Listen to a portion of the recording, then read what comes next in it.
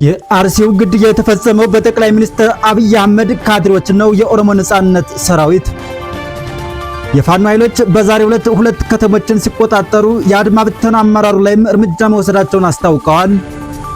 ከሰላም እጦት የመጣ ምሬት ጽዋው ሲሞላ ለውጥን ይወልዳል፣ መንግስትም ይገለብጣል። አለማየሁ ዋሴ ኢራን ለሁለተኛ ጊዜ ኩዌትና ባህሬንን ደብድባለች። ሰላም ጤና ይስጥልኝ ውድ ቤተሰቦቻችን፣ የዕለቱን አጫጭርና ሰበር መረጃዎች ይዘናል። አብራችሁን ቆዩም።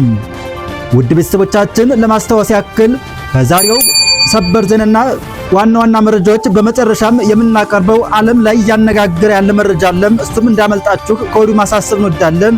ወደ ዝርዝር ወደ ያዝናቸው መረጃዎች እናልፋለን። ቀዳሚ ወዳደረግነው መረጃ ስናልፍ የአርሲው ግድያ የተፈጸመው በጠቅላይ ሚኒስትር አብይ አህመድ ካድሬዎች ነው ሲል የኦሮሞ ነጻነት ሰራዊት አገዛዙን ከሷል። መንግስት ኦነግ ሸኔ በማለት በሽብርተኝነት የፈረጀው ራሱን የኦሮሞ ነጻነት ሰራዊት በማለት የሚጠራው ታጣቂ ቡድን ባለፈው ሳምንት በኦሮሚያ ክልል በንጹሃን ላይ የተፈጸመውን ግድያ በጠቅላይ ሚኒስትር አብይ አህመድ ካድሬዎች መሆኑን በመግለጽ የቀረበበትን ክስ አስተባብሏል። ጃልመሮ የሚመራው ሰራዊት በጥቃቱ ዙሪያ ባወጣው መግለጫም ባለፉት በርካታ ዓመታት በአርሲ አስኮ አካባቢ ጨምሮ የአብይ አህመድ ካድሬ ኔትወርክ በማህበረሰቡ መካከል ክፍፍልን ለመፍጠር ሲሰራ ቆይቷል ብሏል። ኦሮሞችን በአማራዎች ላይ ሙስሊሞችን ደግሞ በክርስቲያኖች ላይ ለማነሳሳት ያልፈነቀሉት ድንጋይ አልነበረም ሲልም በመግለጫው ከሷል። የብልጽግና ፓርቲ በግልጽ የአንድ ማህበረሰብ ብቻ እንደሆነ አድርጎ ትርክት ለመስራት ጥረት መደረጉን አመላክቷል። ባለፈው ሰኞ ግንቦት 24 2018 ዓ.ም ሰራዊቱ በመግለጫው ኦሮሚያ ገዳ መጣሉን በማስታወስ የአብይ አህመድ ካድሬዎች ለዓመታት የነዙትን የጎሳና የሃይማኖት ቅስቀሳ በመጠቀም በአካባቢው ያሉ የአገዛዝ ባለስልጣናት ማህበረሰብ ግጭትን በንቃት አቀጣጠሉ ሲል ገልጿል። በመግለጫው አክሎም በዚህ ምክንያት የንጹሃን ህይወት በከንቱ እንዲጠፋ አድርገዋል በማለትም በመንግስት የቀረበበትን ክስ ውድቅ በማድረግም መንግስትን ወንጅሏል።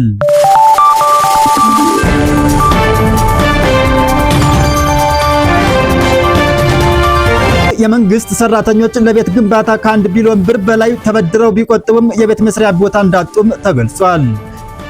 ቢሲ ሁለት ማህበራት ብቻ ከ200 ሚሊዮን ብር በላይ ገንዘብ መቆጠባቸው የታወቀ ሲሆን እስካሁን ግን አንዱም የግንባታ መሬት መረከብ አለመቻሉ ታውቋል። ለቁጠባ ለተበደሩት ደግሞ በየወሩ ከ18000 እስከ 20000 ብር ከደሞዛቸው እየተቆረጠ ስለሆነም መኖር አቃተን ሲሉም ድምጻቸውን እያሰሙ ይገኛል። አማራ ፋኖ ብሔራዊ ንቅናቄ ሸዋ ጠቅላይ ግዛት እዝ አሳምነው እዝ አጼ አምደ ጽዮን ኮር አካል የሆነው ራስ አበበ አረጋይ ክፍለ ጦር ከአርበኞች ጦር ሰራዊት ጋር በቅንጅት በተሰራ ልዩ ኦፕሬሽን በግራሪያ ወይም ፍቼ ሰላላ ወረዳ የደብረ ሊባኖስ ወረዳ ዋና ከተማን ጨምሮም ሴት ደብርና የውሻ ገድል የሚባሉ ሁለት የወረዳ ከተሞችን ዛሬ ረፋዱ ላይ በቁጥጥር ስር ማድረጉን ኮሩ በላከው መግለጫ አስታውቋል።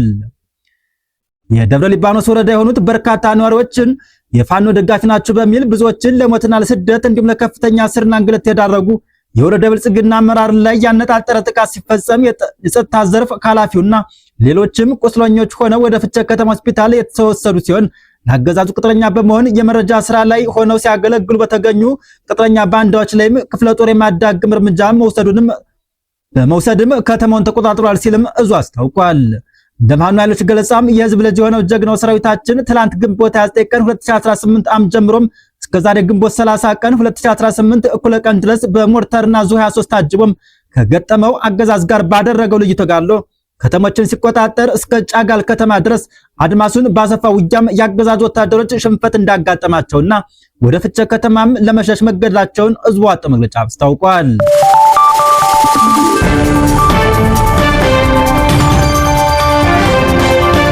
ሌላ ዜና 23 የአድማ ብተና አባላትን በመያዝ ከደብረ ማርቆስ ከተማ ተነስቶ ወደ ሊባኖስ ሲንቀሳቀስ በነበረ ሻለቃ በሪሁን ላይ ተብሎ በሚጠራው ስፍራ ላይ መብረቃዊ ጥቃት የፈጸሙት የአፋብን ቴዎድሮስ እዝ 206ኛ ኮር 14ኛ ክፍለ ጦር የጅቦላ ምተራ ሬንጅመንት አርበኞችን አንጸባራቂ ድል ተቀዳጅተዋል ሲሉም የፋኖ ኃይሎች አስታውቀዋል።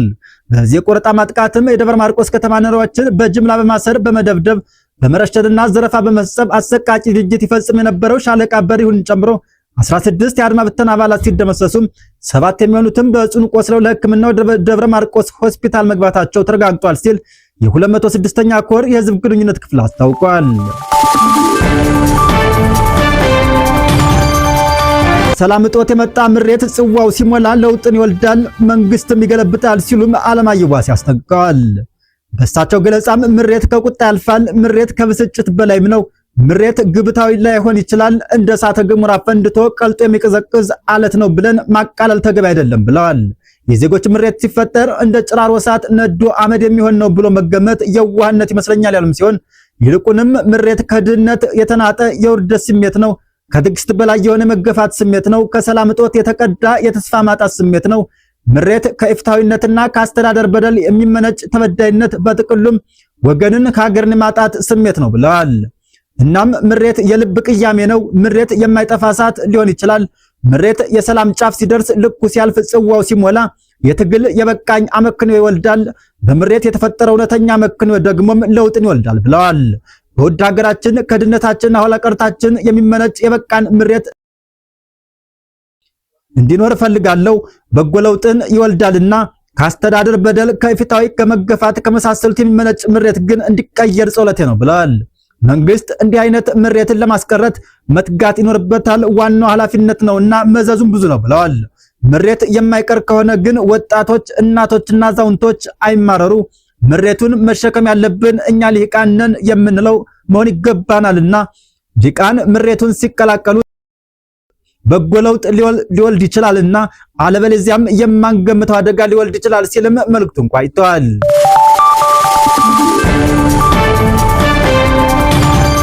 ኢራን ለሁለተኛ ጊዜም ኩዌትና ባህሬንን መደብደቧ ታውቋል። ቴህራንና ዩናይትድ ስቴትስ የቀሽም ግዛትን በቦምብ ካጠቃች ከሰዓታት በኋላም ነው ሁለቱ ሀገራት ኢላማ ያደረገ ጥቃት የተፈጸመው። ኢራን በሁለቱ ሀገራት ላይ በድምሩ 7 የባላስቲክ ሚሳኤሎችን ማስወንጨፏም የተገለጸ ሲሆን የአሜሪካ ወታደራዊ እዝ ሴንትኮም በበኩሉም በባህሬንና ኩዌት ላይ የተቃጣ ጥቃት ማክሸፉን አስታውቋል። ኢራን ከቀናት በፊት በባህሬንና ኩዌት ላይ በወሰደችው እርምጃም የኩዌት ዓለም አቀፍ አየር መንገድም ጉዳት አስተናግዷል።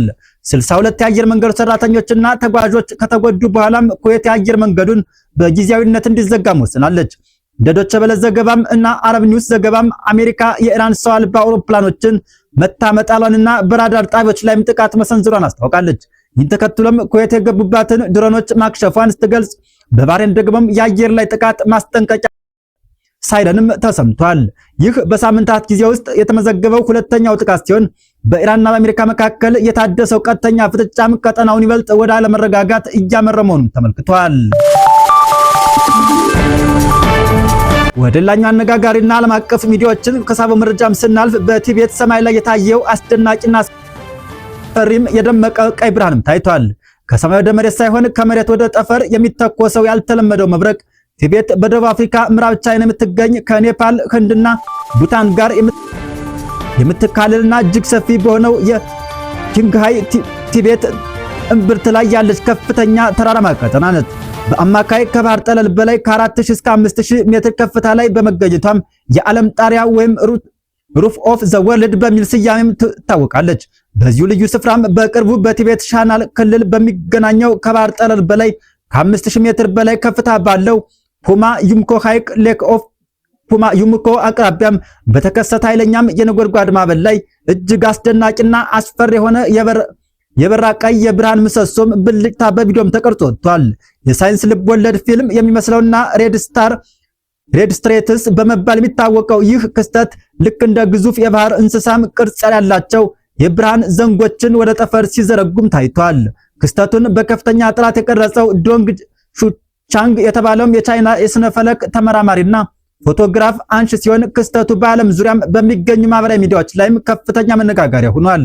ይህ ክስተት በተለምዶም እኛ ከምናየው ወይም መብረቅ እጅግ በጣም የተለየ ሲሆን የሚከሰተውም ከምድረ ገጽ ከ50 እስከ 90 ኪሎ ሜትር ከፍታ ባለው የከባቢ አየር ክልል ላይ ሲሆን ከታች ባለው ደመና ውስጥ በጣም ኃይለኛ የሆነ የኤሌክትሪክ ብልጭታ ሲከሰትና ከደመናው በላይ ባለው የላይኛው አካባቢ አየር ላይም ከፍተኛ ኤሌክትሪክ መስክ ሲፈጠር የሚመጣ ነው ተብሏል።